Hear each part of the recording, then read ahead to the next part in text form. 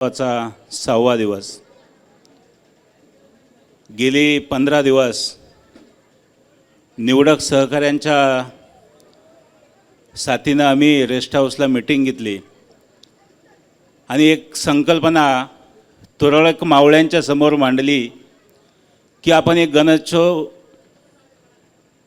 साजरा केला पाहिजे। आज जो आपल्यापुढे भव्य दिव्य सह्याद्रीचा राजा 6 दिवस झाले वास्तव्य करतोय, ही संकल्पना मांडल्यानंतर काही तुरळक मंडळी माझ्यासमोर समवेत आली। अनेक जणांना साहेब आम्ही आव्हान केलं, त्यातील जे दर्दी होते ते मनकर साहेब असतील, अनेक जणांना आम्ही 1-2 दिवस आम्ही मीटिंगा घेत होतो, परंतु ही संकल्पना सर्वांच्या डोक्यात उतरवता आम्हाला पहिला दिवस आला, दुसरा दिवस आला, तिसरा दिवस आला आणि मग आम्हाला ह्या तालुक्यातले प्रत्येक क्षेत्रातले कलावंत दर्दी कळाले। साहेब खरं तर आपल्यापुढं सांगावंसं वाटतं, आमच्यासारख्या तरुणांनी ह्या तालुक्यामधून ह्या भूमीमधून जन्म घेऊन राज्याचं नव्हे तर भारताचं भ्रमण करून आल्यानंतर वाटतं की आपण आपल्या तालुक्यामध्ये कुठंतरी फार कमी आहोत, परंतु सगळ्यांनाच शक्य नाही। खूप जणांना भरारी घेवाशी वाटते, परंतु म्हणतात ना कधी कधी पंखसुद्धा अपुरे पडतात, म्हणून आपण भरारी घेऊ शकत नाही।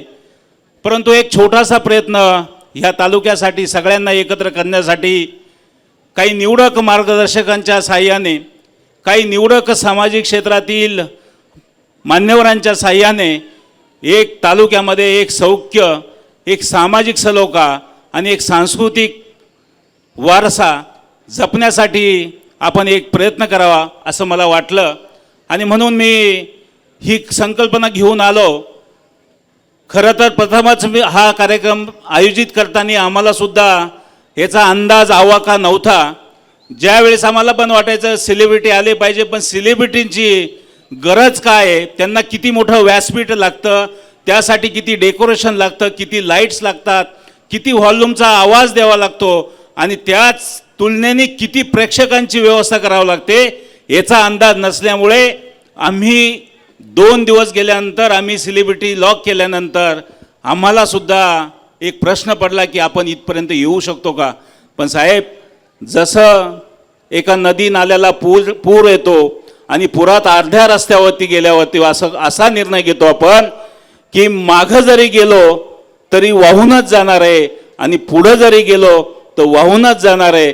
आपल्याला आता प्रयत्न केला पाहिजे आणि म्हणून त्या प्रयत्नातून एक एक गरज आम्ही भागवत आज ह्या व्यासपीठावरती आम्ही उपस्थित झालो। माझ्या प्रत्येक नियोजनामध्ये माझे सर्व सहकारी, दत्ताभाऊ नवलेंची सगळी टीम पहिल्या दिवसापासून काही हो का नाही हो, पण त्या माणसाने माझ्या खांद्यावरती खांदा टाकला। त्याला अनेक जण साहेब हसत होते, काय बावळटपणा करायला निघाले तुम्ही, अशा प्रकारचे वक्तव्यसुद्धा आम्ही आमच्या छातीवरती घेतले साहेब। परंतु मला एकच वाटतंय की ज्याप्रमाणे लालबागच्या राजाची सुरुवात 5 जणांनी केली, तशी ह्या सह्याद्रीच्या राजाची स्थापना आपण सर्वांच्या समवेत केली आणि सह्याद्री हे नाव फार मोठं आहे। सह्याद्री नाव हे मी विचार करून दिलेलं आहे। सह्याद्रीचा आवाज, सह्याद्री ही कधीही झुकणार नाही, म्हणून हा सह्याद्रीचा राजा एक ना एक दिवस ही पुढची पिढी अकोल्यामध्ये महाराष्ट्रातले सगळे भाविक सह्याद्रीच्या राजाचं दर्शन घ्यायला येतील, एवढी मोठी संकल्पना आपण घेऊन उतरलेलो आहे। आणि म्हणून आपल्याला काय करायचं आहे याच्यासाठी खूप सूक्ष्म नियोजनात आम्ही मनकर साहेबांचं नियोजन घेतलं। 7ही दिवस मनकर साहेबांनी ज्या त्रुटी असेल ते सकाळी 6 वाजता मला फोन करून सांगितली की आपल्याला हे पाहिजे। आम्ही त्याच्या अगोदर सांगितलं, साहेब तुम्हाला जो प्रश्न पडलाय तो प्रश्न आम्हालाही पडलाय, ते उद्या 11 वाजता तिथं होईल। म्हणून हा सगळा प्रवास आपण करत आलोय। आपली एकच इच्छा आहे, आपण कायमच 12 महिने किंवा आपण संसार करतो, राजकारण करतो, वेगवेगळे व्यवसाय करतो, परंतु आपण सुद्धा समाजाचं काहीतरी देणं लागतो। ही पिढी घडवण्याचं काहीतरी आपण देणं लागतो आणि म्हणून समाजासाठी जर आपण काम केलं नाही, पिढी घडवण्यासाठी जर आपण काम केलं नाही, संस्कृती टिकवण्यासाठी जर काम केलं नाही, आपण हे देवदेवतांसाठी जर आपण काम केलं नाही, तर मला वाटतं जीवनात आपण जन्माला येऊन काही सार्थक झाल्यासारखं मला वाटत नाही. स्वतःसाठी आपण काय जगतोय, स्वतःसाठी जनावरंसुद्धा जगतात. म्हणून आपण दुसऱ्यासाठी थोडं जगलं पाहिजे. हा एक मानस सगळ्यांनी घ्यावा. ह्या अकोल्याच्या वैभवामध्ये, ह्या अकोला तालुक्याच्या वैभवामध्ये असे सुंदर कार्यक्रम करण्यासाठी आपल्या सगळ्या मार्गदर्शकांचं योगदान, आपल्या सगळ्या तरुणांची साथ आपण मिळेल अशी अपेक्षा मी व्यक्त करतो. आज आलेले सगळे मार्गदर्शक मंडळी, गायकर साहेब असतील, एस के येवले साहेब असतील, मनकर साहेब असतील, पुढं बसलेली सर्वच ज्येष्ठ मंडळी असेल, सगळं तरुण मंडळी असेल, मी सर्वांचं एकदा स्वागत करतो. आणि गणरायाच्या दर्शनासाठी आल्याबद्दल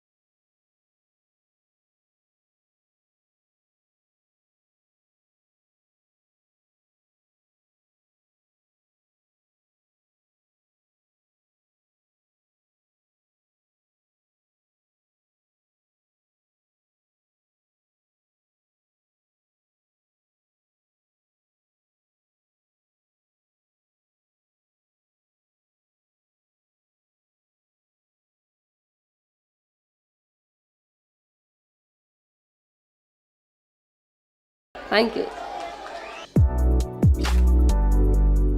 आपली माणसं आपलं दुकान, श्री स्वामी समर्थ क्लॉथ आणि मॅचिंग सेंटर, तसेच श्री स्वामी समर्थ एंटरप्राइजेस होलसेल कापड दुकान.